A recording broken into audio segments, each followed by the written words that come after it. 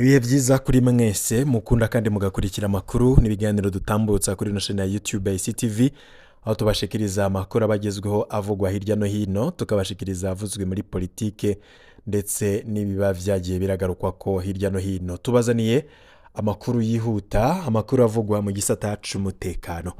Ubwoba ni bwose mu bategetsi nyuma yaho umuharire Tabara utanguye kwerekana ibikorwa vyawo ndetse ukanemanga ko watanguye urugamba rwo gusambura ubutegetsi bwa Gitega.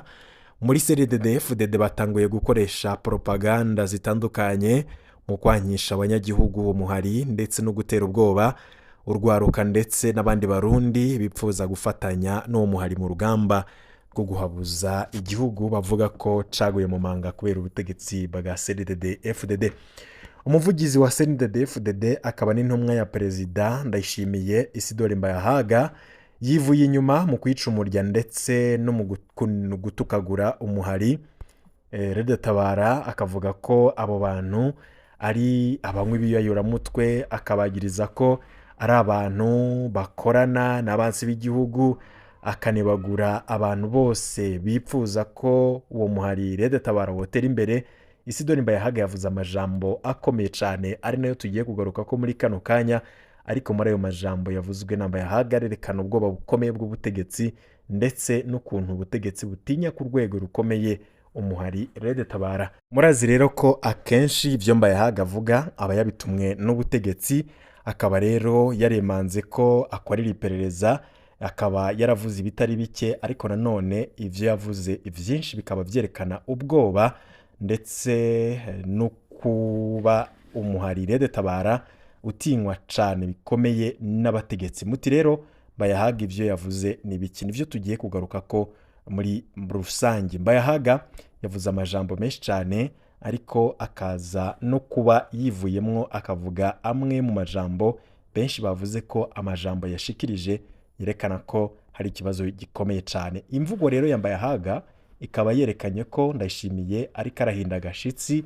ubwoba ni bwose. Imvugo yakoreshejwe na Isidore Mbayahaga mu kiganiro n'umuhora wa YouTube Umukubito, akaba yarayerekanye ko mu butegetsi bwa CNDD-FDD na cane mu mutima wa Ndayishimiye huzuye ubwoba. Ivyo bigaragarira mu kungene Isidore Mbayahaga yamaze ikiganiro cose ariko aratukagura abatavuga rumwe n'ubutegetsi, ariko atana kimwe ababeshuza, kuko hageze kuvuga ivyo Perezida Ndayishimiye yaranguye, nk'uko Neva nawe babimubajije kuri BBC akabura ico avuga, ahubwo agatangura kwivugira ivyo yakoze muhiriwe, akabura ico yakoreye abanyagihugu. Mbayahaga nawe yageze aha avuga ku vyo Perezida Ndayishimiye yaranguye ndetse n'ukuntu abantu bavuga ko igihugu c'u Rwanda cateye imbere. Mbayahaga abuze ico avuga kigaragara, atangura kuvuga ibintu umuntu adashobora kubonesha amaso, atangura kuvuga ngo barubatse umutekano, atangura kuvuga ngo barazanye ubumwe bw'abarundi, atangura kuvuga ikintu umuntu ashobora kurondera ivyemezo akakibura, kuko azi neza ko ata kintu gifatika na kimwe ubutegetsi bwigeze bukora. Gutyo rero Mbayahaga nawe yavuze gose amajambo benshi bavuga bati umuntu wo guhendangwa nano majambo ya Mbayahaga ni umwana wenyene, nayo undi muntu wese abona uko ibintu vyifashe mu Burundi arabona ko ata kintu na kimwe ashobora kuja imbere y'abantu ngo avuge ngo yarakoze iki. Nico catumye ko Perezida Ndayishimiye nawe babimubaza yaravuze ati biragoye kubona ico umuntu avuga ko yakoze, avuga ko yaranguye. Mbayahaga nawe yabuze ico avuga, atangura kuvuga ko ubutegetsi ngo bwazanye umutekano, ngo ubutegetsi bwazanye ngo ubumwe bw'abarundi. Ivyo rero ni ibintu udashobora gufata ngo wereke umuntu canke ngo uvuge umuntu yakoze iki. Nico gituma rero ari ivyo vyose ari vyo vyonyine abo bategetsi bitwaza. Ageze ku muhari Red Tabara, Mbayahaga yavuganaga agashavu kenshi, aho yerekanye ko ari abarwanyi ataco bamaze mu kubagiriza ko banywa ibiyayuramutwe ngo birimwo n'itabi. Mbayahaga akaba yaratukaguye Red Tabara, amate aramukamana mu kanwa. Abumvirije ico kiganiro bose bumiwe nimba Mbayahaga vy'ukuri ari umuvugizi wa CNDD-FDD n'ivyo ayivugira noneho vyaramuheranye, kubera ko yisanga ataco afise co kuvuga ku mugambwe canke se ku vyo uwo mugambwe washikanye ko abarundi. Ubwo Ndayishimiye afise ku ntambara zimirije bugaragarira mu mvugo ya Mbayahaga ajejwe gushikiriza ibitutsi mu kibanza ca perezida Evariste Ndayishimiye umukuru w'igihugu nta jambo na rimwe Mbayahaga akura mu kanwa ryerekeye politike atari tumwe na Ndayishimiye kandi twanababwiye ko ihangiro Mbayahaga afise twarabigarutse ko imvugo rero ya Isidore Mbayahaga ikaba iburamwo akantu isase ngo ise neza neza na neza nk'iya Shabani nimubona ndetse na Reveriyano Ndikuriyo biyemerera ku mugaragaro ko abatavuga rumwe n'ubutegetsi ari ukubica bagahona. Mbayahaga rero nawe rwose imvugo yiwe yenda gusa n'iyabo bagabo babiri. Mbayahaga yarerekanye ko mu Burundi ibintu byose bimeze neza ku buryo ivyo Red Tabara inebagura intwaro ya CNDD-FDD bitagira ishingiro. Mbayahaga yavuze ko amahoro, umutekano n'iterambere bihari kandi kuri bose. Ivyo rero akaba yabivuze ubwo mu gihe wenyene ubwiwe wamuhaye ico kiraka co gutukana yakimutumye kubera ubwoba afise ku ntambara zimirije. Mbayahaga yanavuze ko iterambere rihari mu gihugu mu gihe rero uwumutumye we nyene ubwiwe yarengewe gushika naho atangaza icese ko leta yamuzimiranye atazi iyo yaroye. Ivyo rero Mbayahaga avuga n'ibihushane vy'ivyo uwamutumye ubwiwe avuga.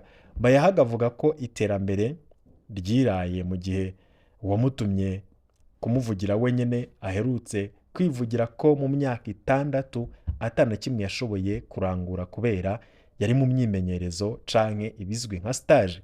Mbayahaga arakwiye rero kuja kunonosora neza ivyigwa vyo kubesha kugira ngo ntagume yisanga ariko ashimagiza ivyo Ndayishimiye yamaze kwivugira ko vyamunaniye gutunganya. Gushika ngaha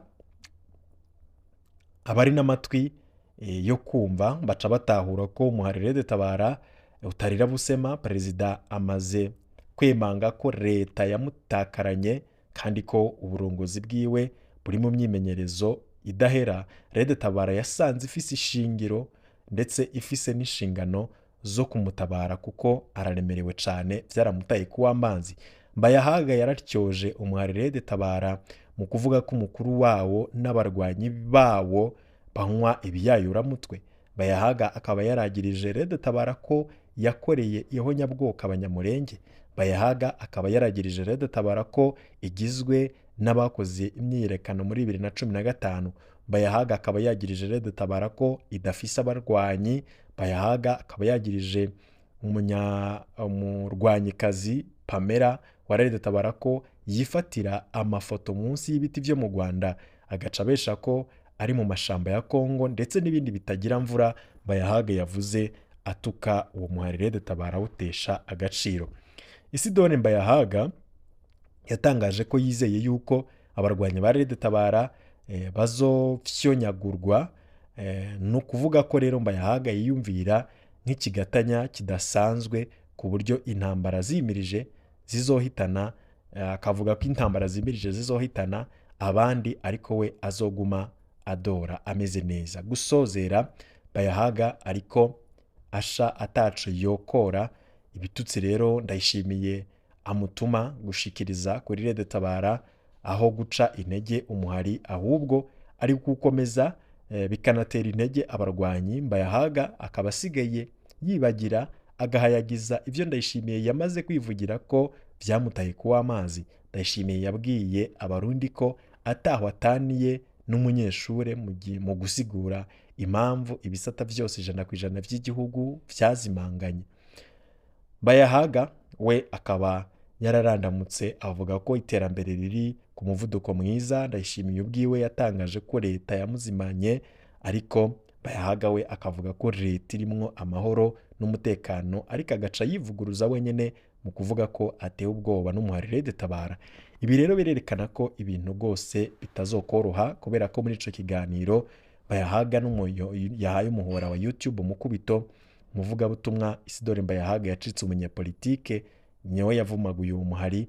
Mbayahaga akaba yarerekanye ko ivyo umuhari usaba bitagira ishingiro mu kuvuga ko ingorane witwaza atazi hari mu gihugu, akerekana ukungene ngo abarwanyi bawugize harimwo n'uwabarongoye basinzikajwe ngo harimo n'ubarongoye basinzikajwe n'ibiyovyabwenge. Akaba yarimamaguye gose gushikaho amate amushira mu kanwa. Tukaba twokwibutsa ko bivugwa na Apotre Mbayahaga yise umukozi w'Imana, ariko ubu asigaye akorera iperereza rimwe rinyuruza abantu ntibasubire kuboneka. Ibi kandi akaba yaranavyiyemereye mu kiganiro ko akorana n'iperereza kandi ko ataceyi abibonamwo. Nimboneka rimwe rero aho umukozi w'iperereza yemanga mu binyamakuru ko akora ako kazi. Tubibutse kandi ko ibivugwa na Mbayahaga Isidore afise akazi ko kuvugira Ndayishimiye ibi bintu bimaramaje, ababona ko atokubahuka kwivugira Perezida Ndayishimiye, nawe abona ko ivyo Mbayahaga avuga ubwe batokubahuka kuvyivugira. Mbayahaga akaba yaremeye kuba igikoresho ku buryo adatinya kuja imbere y'abantu agatukagura ibintu biteye isoni, agaca rero abisobekeranyamwo ijambo ry'Imana. Mbayahaga yaranakoreshejwe cane mu gutyoza uwahoze ari umushikiranganje wa mbere General Alain Guillaume Bunyoni, mu vyibuke aho yamwise ifyoti, kandi rero haciye iminsi nibwo yaciye abogozwa mu mabanga yo kuba umushikiranganje wa mbere, ahava yinjizwa ibohero. Abantu bararindiranye igishika kuvyoshikira, abantu barindiranye igishika kuvyoshikira Isidore Mbayahaga ari hamwe Ndayishimiye yoba atakihari, Bunyoni nawe akaba afise ububasha mu gihugu. Ibikorwa vya Mbayahaga akaba umukozi w'iperereza yita umukozi w'Imana, ariko arafashanya na CNDD-FDD. Ivyo bikaba bituma amashengero y'abarokore, abaprotesta abandanya guta agaciro mu maso y'abayoboke bayo, kubera ko bitoroshe gufatanya politike no kuvuga ubutumwa bw'Imana, na cane cane mu gihe uri umukozi w'Imana atagira umwidegemvyo wo kuvuga ibiri mu bwenge bwawe. Mbayahaga yisanze mu mutego wo kuvuga ibitutsi Ndayishimiye atokubahuka kwivugira, ndetse no gufasha iperereza gukwiragiza ibinyoma. Haca haguma hari itandukaniro rinini riri hagati y'ijunja ry'abepiskopi ba Eklezia Gatolika n'abarongoye amashengero y'abarokore. Abarokore babandanya baboneka nk'ibiraro ubutegetsi bwa Ndayishimiye bucako, bikaboneka nk'ibiraro vya Ndayishimiye na CNDD-FDD yiwe, mu gihe abagatolika nabo baboneka nk'abaharanira amahoro n'ubutungane kuri bose kandi badatamikwa ijambo. Wahoze ari umukuru w'inama nkenguzamateka Musenyeri Emmanuel Sinzohagera, nawe ni umukozi w'Imana, akongera akaba n'umunywanyi akomeye wa CNDD-FDD. Naho ari muri politike ntiyigeze akoresha imvugo zo gushimagiza ubusuma ndetse n'ubwicanyi bikorwa n'ubutegetsi. Imvugo yiwe kuva kera n'ubu irangwamwo ubushingantahe, kuko ntavuga nka Sumirinda Isidore Mbayahaga. Kugira ngo Mbayahaga ashimwe na CNDD-FDD ategerezwa kwita ku rutare mu kuvuga ndetse no gukora ibintu biteye isoni. Ibi vyose akabivuga kugira yironkere ibiti muri CNDD-FDD. Hari n'amakuru avuga ko ngo bamutumye ko intambara ariko aragwana ku marezo sosiyo, ayitsinze ngo azoca ahabwa ikibanza co kuba umushikiranganje. Na Edouard Nduwimana vyamusavye gukora ibikorwa vy'akamaro k'ibara kugira ngo yemererwe na Nkurunziza. Prosper Bazombanza nawe ari mu murongo nk'uwa Mbayahaga ndetse n'uwa Nduwimana, ariko nawe akaba yarahisemwo gukoma amashi ndetse no gupfukamira Ndayishimiye, ariko vyose akabikora mu gacerere. Abayoboke b'ishengero rya Mbayahaga mugume mwiteguye ku mwanya n'umwanya muzovyuka mugasanga hanze n'imbere mu rusengero hamanitse amabendera ya CNDD-FDD, ariko nanone indamukanyo nayo izoca ihinduka. Aho kuvuga ngo tugire Kristo, muzovuga muti tugire CNDD-FDD. Aho benshi bavuga bati Isidore Mbayahaga ni kirumira habiri, ntawumenya aho ahagaze, ntawumenya aho afashe, ariko ubuhoho akaba atakiriye umunwa ku kwerekana ko ari umunyepolitike ndetse akaba n'umukozi w'iperereza. Ngayo rero amakuru nkaba haravugwa hirya no hino, tubandanya kubashikiriza amakuru uko abagezweko. Nkaba mbashimira ko mubana natwe umunsi ku yundi, mu kanya tuze guhura mu yandi makuru.